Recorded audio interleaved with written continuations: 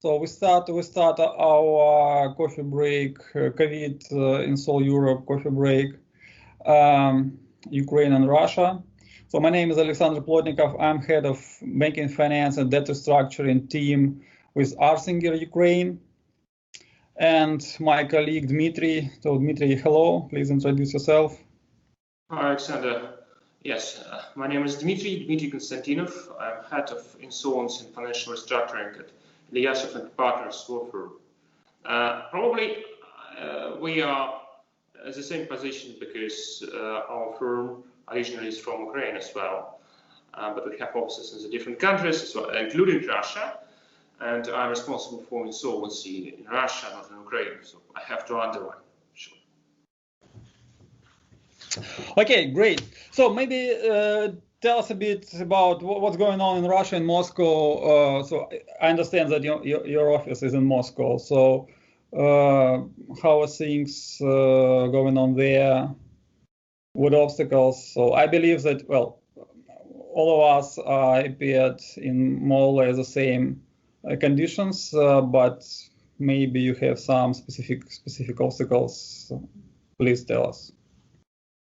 I would say that the difference is that in Russia and in Moscow specifically, we had very strong lockdown for 2 months, and after that restrictions were cancelled very quickly, and people came back to usual life and usual work, mostly, with let's say some firms who are still work from homes.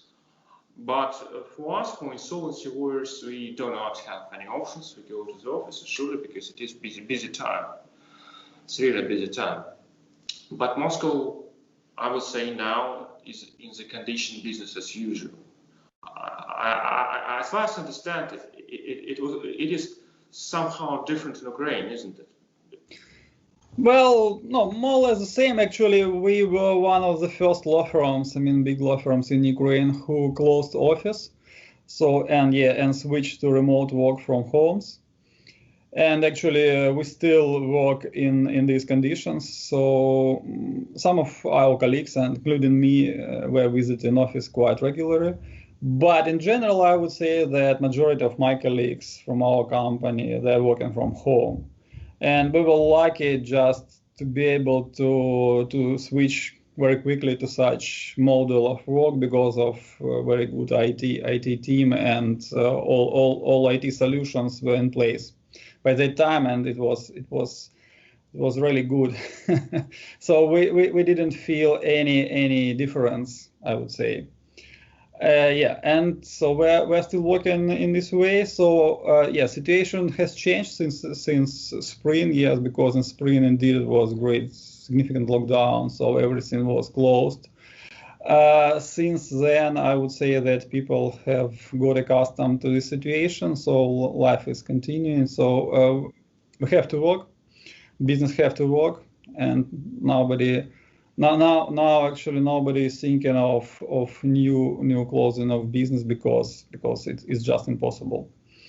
So that's why we've got accustomed to the situation, and we're working in full speed. So maybe if we speak further about the situation in Ukraine, in economic and what's going on in debt restructuring and insolvency practice. So I would say that so far we haven't seen a significant increase of insolvency cases for several reasons. First of all, this is not the first crisis within recent years we're facing within Ukraine. So, and our business, local business, has got used to quite difficult times, and I would say that those companies who managed to survive previous years, so they feel more or less good now. Of course, if we speak about small business, so yes, they are struggling. They feel and they experience very significant problems, and I can't say that they may rely on some significant support from the government. Unfortunately, in Ukraine, it's not the case. But if we speak about medium-sized companies and large companies, most of them are feeling more or less good. And what's in Russia? I would say I do not see a significant increase of insolvency cases so far either here, but I believe there are some reasons, and as you said, and it is a right answer for Russia as well. We have seen a number of crises, and it is not the worst one economically. Probably businesses just know what they can do to prevent insolvency or to use financial restructuring. But technically, what is more important is that first, in Russia, you can't file insolvency petition until you have a court judgment supporting your claim. In most cases, there are some exceptions for banks, for example, but for commercial creditors, it is a rule. So to file an insolvency petition, you have to go to the court and to a usual court, an ordinary court, and get this judgment in. You need some time for that, surely. And what I see is that number of general cases increase, and it is understandable because people don't have money and they don't pay consequently. And experience of the previous crisis show us that yes, we will see an increase of insolvency cases surely, but in a half year or in a year, and I'm sure it will happen. And another important thing is that, like many other jurisdictions, we have moratorium, which means that the government allows, let's say not allows, but okay, introduced moratorium, which is a specific instrument for this period connected with coronavirus crisis. And there are some debtors who can't become insolvent simply because you can't file the petition. And such debtors include actually first any companies which are considered to be important for the economy. It is a list made by the government. And secondly, any companies which do activities which are recognized as mostly damaged by the crisis. And in practice, nobody now understands what is that, because yes, there are lists. Formally, it is not difficult to find, but what we see is that the first stages when moratorium was just introduced, different activities were included, and sometimes it was difficult to understand why, etc. So I believe that sometimes nowadays, even it is possible to file an insolvency petition, the creditors don't do it because they don't understand whether it is possible. And I believe it is understandable because any reaction to the crisis had to be very quick and unexpected, because nobody expected that we are going to have the crisis, and nobody was expecting that the government is going to do something. And as a result, it was a sort of uncertainty which is still here, and I believe it will be for some months. And it's for many creditors, it is difficult to understand what they can do. What about you? Do you have moratorium?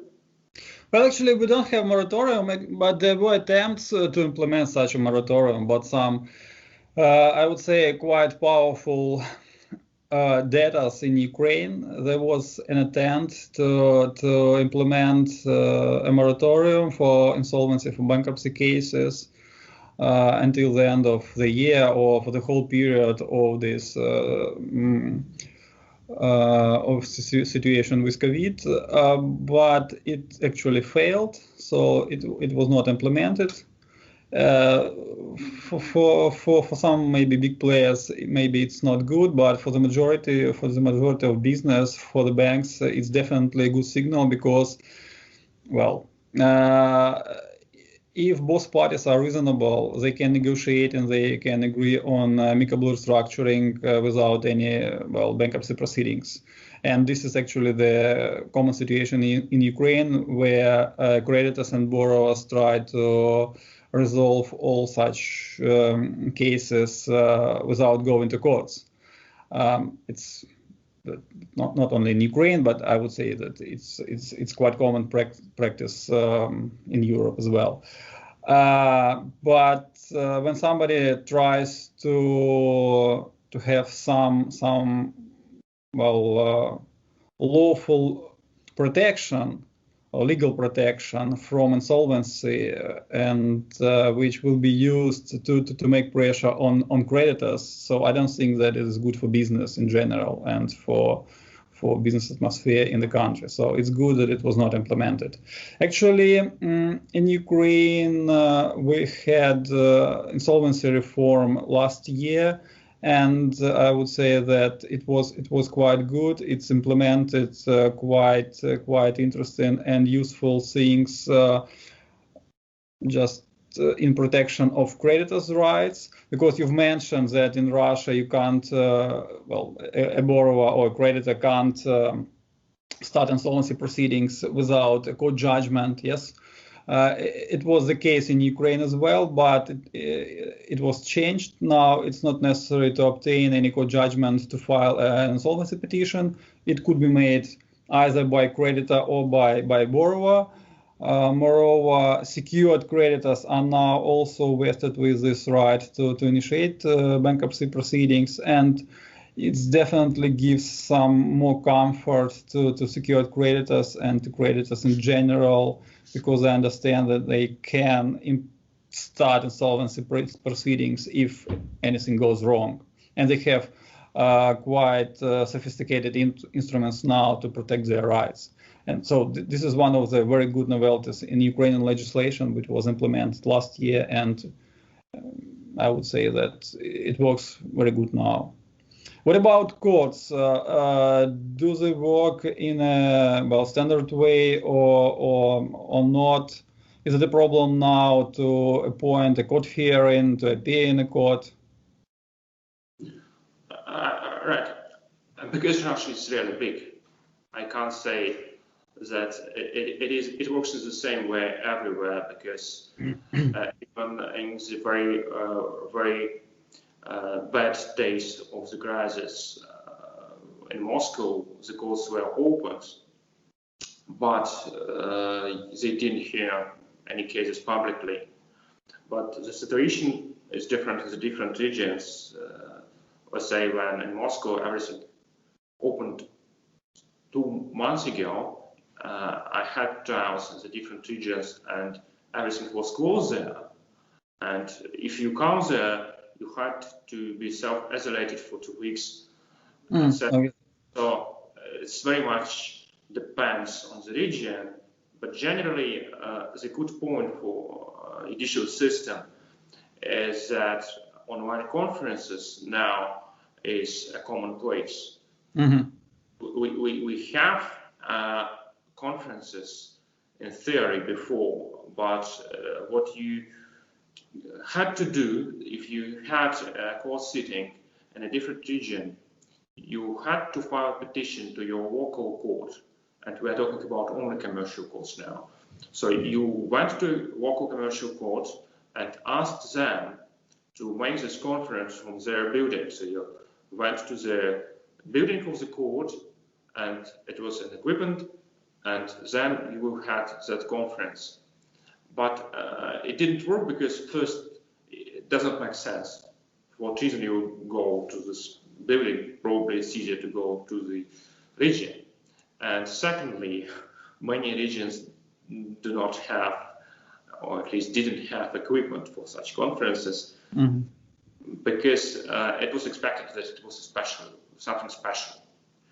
But now it is different because now you can use Skype or Zoom to participate in any call sitting everywhere, excepting probably Moscow, because in Moscow they didn't manage to introduce the system, probably because they don't have too many call sittings or whatever. So in most cases you can just tune on your computer and start using Skype. That's enough, and it's really cool because it is a step forward. We didn't expect, but it happened. What about? Well, in Ukraine, yeah, in spring and maybe early summer, it was a problem to appoint a court hearing. Yes, most of the cases were postponed till late summer, autumn. But now we see, and of course it was a sort of holiday period, yes, summertime. But now we see that again. I believe the judges realize that it's not a one-day problem, that it won't be resolved in a short period of time. So that's why now it's not a problem. So there are court hearings. I can't say that we have a lot of online hearings in Ukraine. Yes, maybe sometimes because of equipment issue, and sometimes just because it's more comfortable for judges to hold just offline hearings rather than online. So, but in general, it's not a problem. It's not a problem. Yeah. And what would be your sort of expectation for the next maybe 6 months? Do you expect increase of insolvency or restructuring cases? Because in Ukraine, so I understand that right now maybe it's too early to start any negotiations regarding really big restructuring, but it will be the case maybe by the end of the year or maybe beginning of the next year. So we'll definitely see big restructuring cases. Not sure about big insolvency cases, but restructuring. So we'll see some significant ones. And what about Russia? Do you expect such increase? Yeah, surely. I said that formal insolvencies will increase anyway. I have no options. But out of court restructuring is always an option, specifically when the creditors don't want to go to the court, because the huge problem we have here with insolvency is that it is not effective and is not efficient. So you're going to pay a lot of money, you're going to pay for your lawyers, for an insolvency administrator. Probably you have to finance different things within the procedure, but you are not sure that you will have the result. Because statistically, just if you do not have a security, you will get just a couple of percent from your claim after the formal insolvency ends. And it encourages businesses not to use formal insolvency when it is possible. But here it is probably different from the European jurisdictions, because we do not have anything like preventive restructuring directive, and we do not have such rules. And of course, it is a coincidence just before the crisis in February, the government introduced a draft of the bill reforming insolvency system. And one important thing is that we are expected to have insolvency based mainly on restructuring, because okay, everybody wants it, nobody has seen it, but at least in the law, most probably we will have something like they have in the European Union in their directive on preventive restructuring. But anyway, with very, very big exceptions. For example, it seems that we are not going to have clampdown, which is very, very important. Mm-hmm. But I believe that the crisis for insolvency law is always good. It is not a good thing to say, but technically, because of the crisis, you always understand advantages and disadvantages, and you are always encouraged to go further because you understand that if you can't live with this outdated law and outdated regulation, specifically when you have a good examples and you see how such examples really work with different jurisdictions. So for insolvency law, it is always a jump to something new, something more developed. I believe it is going to happen in Russia as well, because unlike you said that you have insolvency law from the previous year. Our insolvency law dated to 2002, so many years ago. So I believe, yes, we will have reform, firstly. Okay. And as a result of the crisis. Okay. Okay, great, Dmitry. Thank you. It was really interesting to understand what's going on in Russia, and so I do hope that all of us will cope with this problem, and so we'll move forward, and everything will be fine. So be safe. Thank you. Bye. Bye. Thank you.